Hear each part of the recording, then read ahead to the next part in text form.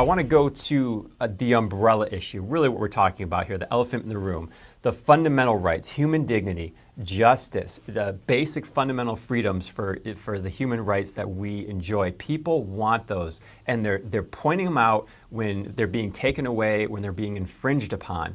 And sometimes it just starts with a simple apology. Here's Australian television presenter Karl Stefanovic, and he's pretty big over there in Australia. He works for the Nine Network. And here is Karl on an interview recently. Take a look. Can we talk about COVID for a little bit? Because it's often mentioned in the comments. Like I said, I read them all because I'm genuinely interested in how people view things. The one thing they say about me is that I supported the COVID jab. This is my shot. This is my shot. This is my shot. Come on, Australia. Let's get the job done. And I have regrets from that time. Yeah. And I am definitely sorry for the role I played in not questioning the science, in not questioning more the government mandates. And I feel like I isolated people because of that. And I don't think the media should be involved in that kind of messaging. What I do believe is that we should have been there to offer some sort of education, but we shouldn't have taken that step further and been a part of a campaign. And I'm legitimately sorry for that, because I don't know how that would have felt for people out there. Wow. Well, that was the most thorough apology I think we've seen yet. Some of the staff when we're talking about is like a little bit too late. I don't know. I think it's always, as many apologies we can get so that we can start getting back to honesty. There was a mistake that was made here. You have to admit that. Yeah, healing. This is how it's done. It's one apology at a time. And we're talking about a medical system here that does unjust things, and it seems like now, anytime that there's a hint of that, it's being pointed out reflexively, almost automatically. People are done with that. What do I mean? Here's the New York Post talking about what's happening in Canada. This is the headline. Canada set to surpass 100,000 assisted suicides, more than the country's World War II death toll. Wow. What they're talking about is MAID. This is the medical assistance in dying. There's been no positive reporting on this. People are just repulsed by this. And what is this? Okay, so there's two tracks on this MAID. Through Canada, the Canadian government works through the medical system. The first track, which is in use right now, is it's for people who have a natural death in the reasonably foreseeable future. So some kind of terminal disease, they're probably going to die very soon, and this is a way to speed that up. To have there's a lot of ways to look at this, but it's through the medical system, and the medical system speeds that process up for you. Here's some of the headlines that are coming out of this system. Here's woman euthanized against her will after requesting palliative care. So what this does, it puts a spotlight on a medical system. Remember that during COVID told us to stay home until you can't breathe, and then come in, we'll put you on a ventilator. And we're gonna get some money if we put you on that ventilator. And these are a medical system. We can go through all of the issues with the medical system, but we're granting them that type of power, which is an ultimate power here. Here's another op-ed, 100,000 dead. Canada ignored the world and it shows. It says in this op-ed, let's say this by name, call it the truth. A systemic failure dressed up as compassion. MAID was sold as a narrow option for the terminally ill, a rare mercy. That fiction collapsed long ago. Today, assisted death is a routine outcome for people struggling with disability, isolation, poverty, and mental health challenges. And when the world looked at what we're doing, it did not approvingly, it recoiled. What they're talking about in that op-ed is track 2. Track 1 is a death in the reasonably foreseeable future. Track 2 is this. We'll go right to Canada's website and point this out. It says, where a natural death is not reasonably foreseeable, assessors, these are bioethicists at hospitals, must discuss with the person suffering requesting MAID the reasonable and available means to require the person suffering and determine whether the person has given serious consideration to these means. So this could be anything. What does it mean? There is no meaning. It's a gray area, a massive gray area. And this is where even the United Nations says it's extremely concerned. UN tells Canada to stop track 2 of MAID. And articles look like this now. Mental illness and the moral boundaries of MAID. It says the expansion of MAID has been criticized by mental health professionals, disability advocates, and those concerned about how poverty and the lack of access to adequate care can shape a patient's decision. This is all going on in Canada, and again, across the board, through media, advocacy groups, even medical groups and doctors. They do not like this. They're pointing it out, saying something is inherently wrong here. We're at 100,000 people. We haven't even approved track 2, which would expand this to so many other people. And so again, I think this is a positive because we're pointing out something that has the ability to go off the rails really hard. And how far can this go? Well, there's precedent, and again, there's also justice, maybe sometimes too late. In Peru, we have this headline coming out: Inter-American Court finds Peru guilty of forced sterilization and reproductive violence and denial of autonomy. What are they talking about? We covered this before. It says, for the first time, the Inter-American Court of Health Rights, the region's highest tribunal, has held the state of Peru accountable for the forced sterilization and subsequent death of Celia Ramos.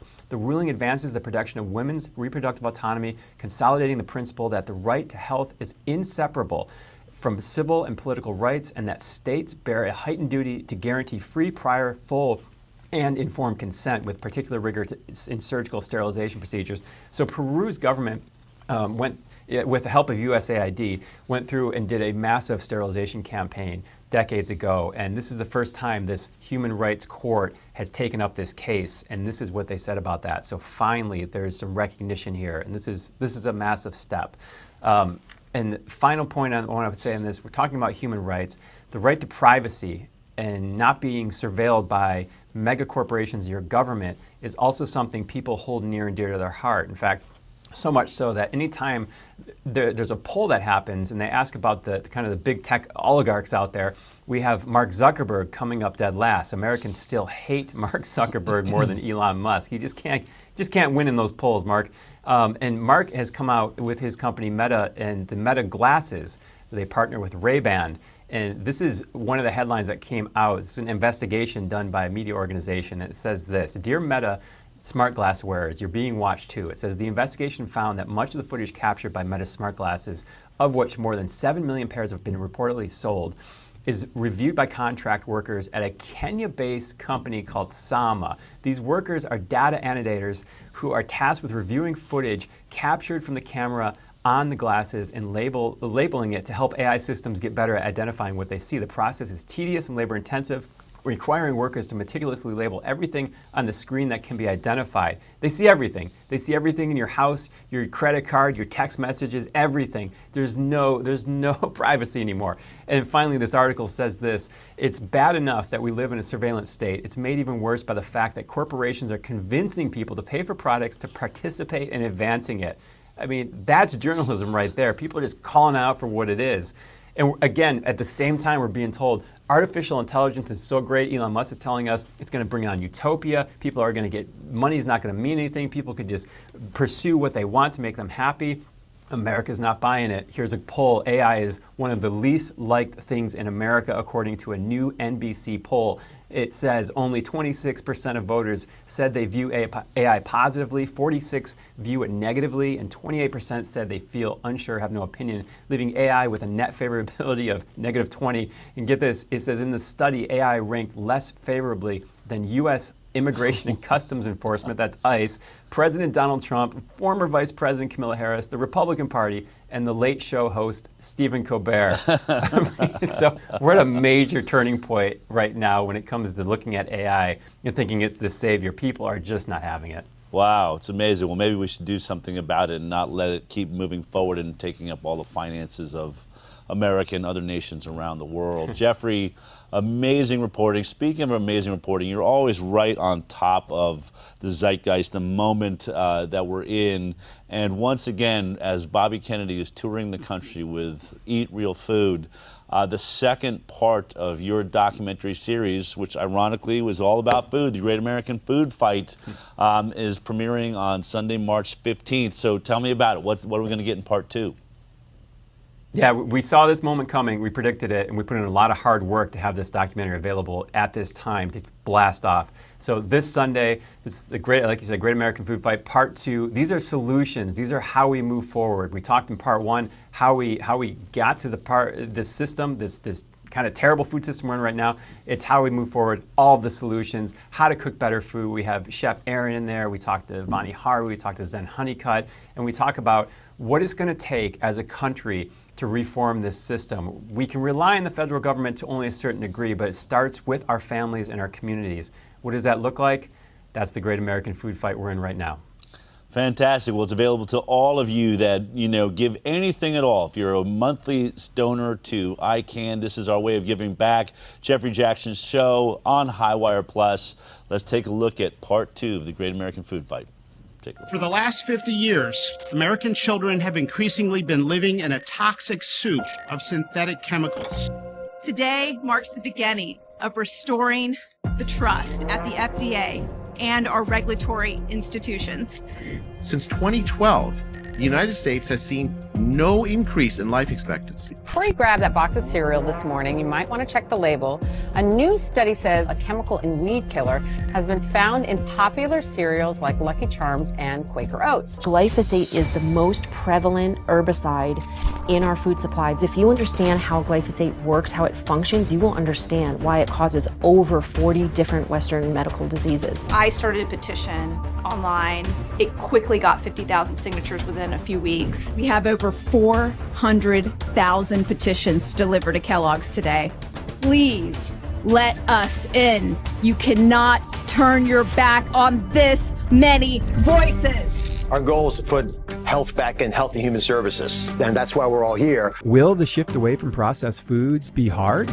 There's this transition happening in America, an awakening. Greater amounts of people are understanding something is wrong with our food. You really prioritize real food, whole food, nutritious food. What kind of changes have you seen in kids? It was just a couple weeks of super clean food. A teacher came to me first week and said, I have never, ever had the kids with this amount of attention in the afternoon after lunch. Go back to what your great-great-grandmother was serving for dinner. End this gaslighting campaign, and you do it one meal at a time. You are creating your culture and your legacy by the foods that you're choosing to eat. You don't want any poisons, any pesticides in our food that have been banned in any other countries. And there's 85 of them. That's gotta go. The FDA is finished as we know it. Thank God it's finished as we know it.